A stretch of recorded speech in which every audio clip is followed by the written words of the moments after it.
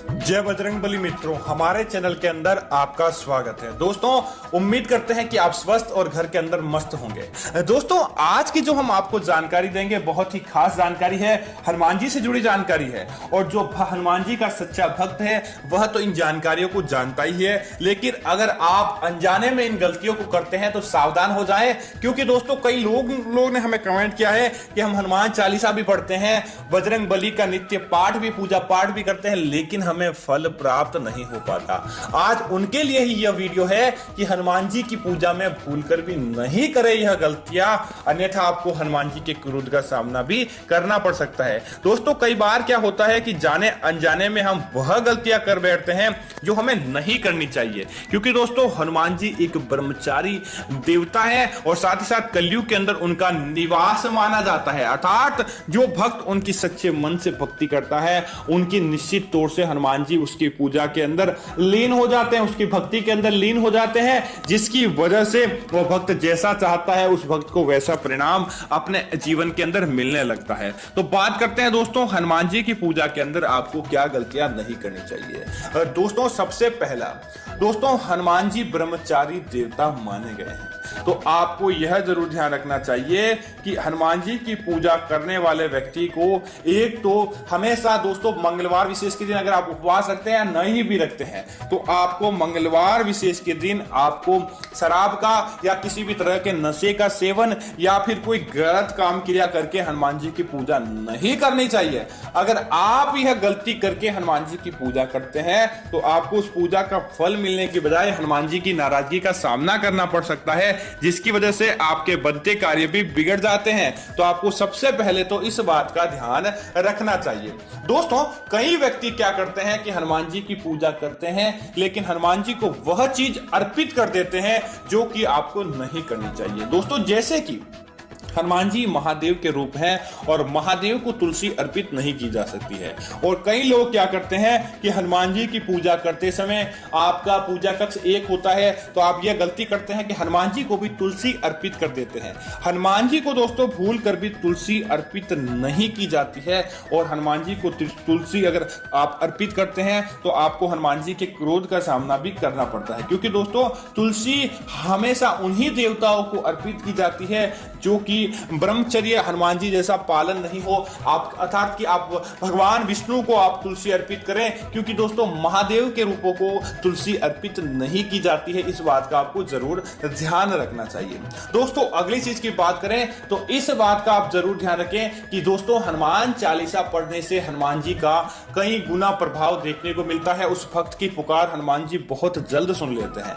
लेकिन इस बात का आपको जरूर ध्यान रखना चाहिए कि हनुमान चालीसा पढ़ने से पहले आपको स्नान जरूर करना चाहिए। हाँ, उस दिन के अंदर, मतलब कि आपको बासी होकर हनुमान चालीसा का पाठ नहीं करना चाहिए। उस दिन के अंदर आपने स्नान कर लिया है और शाम को पढ़ रहे हैं तो कोई बात नहीं, लेकिन बिना स्नान किए आपको हनुमान चालीसा का पाठ नहीं करना चाहिए। और सबसे बड़ी बात यह है कि हनुमान चालीसा का पाठ मुख के अंदर कुछ रखकर नहीं करना चाहिए। अगर आपने मुंह के अंदर कुछ नशीली चीज खाई है या मुंह के अंदर आप कुछ खाकर आए हैं और हनुमान जी की हनुमान चालीसा का अगर आप पाठ करते हैं तो आपको उसका दोगुना प्रभाव के बजाय आपको कई गुना उसका नुकसान उठाना पड़ सकता है। तो इस बात का आपको जरूर ध्यान रखना चाहिए। दोस्तों, दूसरी बात करें तो हनुमान जी की पूजा करने के लिए, उनको प्रसन्न करने के लिए हनुमान जी को कई लोग हनुमान चालीसा का पाठ करते हैं, लेकिन दोस्तों वह क्या करते हैं कि कई बार हनुमान चालीसा को अधूरा ही छोड़ देते हैं।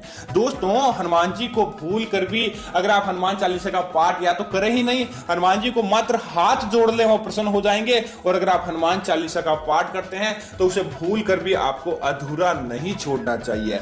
आप अगर यह गलती करते हैं तो हनुमान जी की क्रोध का आपको सामना करना पड़ता है। इस वजह से आपको हनुमान चालीसा का पूरा पाठ करना चाहिए।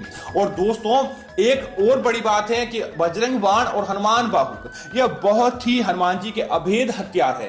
अर्थात आप अपनी मनोकामना मांगने के लिए हनुमान जी की अगर इन दोनों चीजों चीजों का पाठ करते हैं तो निश्चित तौर से हनुमान जी को वह कार्य करना ही पड़ता है। वह आपकी मनोकामना 3 महीने के अंदर अंदर पूरी हो जाती है। लेकिन दोस्तों, अगर किसी का गलत चाहने के लिए या किसी को गलत करने के लिए आप हनुमान चालीसा, हनुमान बाहुक, बजरंग बाण इनका पाठ करते हैं तो हनुमान जी के क्रोध का आपको इतना सामना करना पड़ता है। एक बार तो अब आपका कार्य बन जाएगा, लेकिन उसके बाद आपको इतनी परेशानियों का सामना करना पड़ता है जिसकी आप कल्पना नहीं कर पाते हैं। और उसके बाद आप अपने जीवन में स्वयं को दोष देते हैं कि आपने ऐसा कार्य क्यों किया। तो आपको यह इस चीज का जरूर ध्यान रखना चाहिए। दोस्तों, कई लोग क्या करते हैं कि हनुमान चालीसा का पाठ करने के बाद हनुमान जी के जब तक आप पाठ किया तो अच्छी बात है, लेकिन जैसे ही आप हनुमान चालीसा का पाठ करके बाद मंदिर से नीचे उतरे और गलत कार्यों के अंदर लीन हो जाते हैं। जिस दिन आप हनुमान भक्ति करें उस दिन ऐसा कोई भी गलत कार्य नहीं करें, अन्यथा आपको हनुमान जी की क्रोध का सामना करना पड़ता है और साथ ही साथ आपको बुरे प्रभाव देखने को मिलते हैं। दोस्तों, इसी तरह हनुमान चालीसा का पाठ करें या हनुमान जी की पूजा करें तो आपको इस बात का जरूर ध्यान रखना चाहिए कि चमड़े की कोई भी वस्तु आपके पास में नहीं हो। अगर आप चमड़े की कोई वस्तु, जैसे कि आपने अपना बेल्ट है, आपका पर्स है या फिर आपके जूते हैं, इस तरह की चीजें अगर आपके पास होती है तो चाहे कितना भी आप क्यों ना पाठ कर लें, आप स्वयं नकारात्मकता से घिरे हुए होते हैं तो आपको हनुमान जी की पूजा का पाठ या उनका फल आपको नहीं मिल पाता है, बल्कि हनुमान जी के क्रोध का आपको सामना करना पड़ता है। तो आपको जरूर ध्यान रखें कि चमड़े की चीजें जब भी आपके पास में हो तब आपको हनुमान चालीसा का पाठ नहीं करना चाहिए और हनुमान जी की पूजा नहीं करनी चाहिए।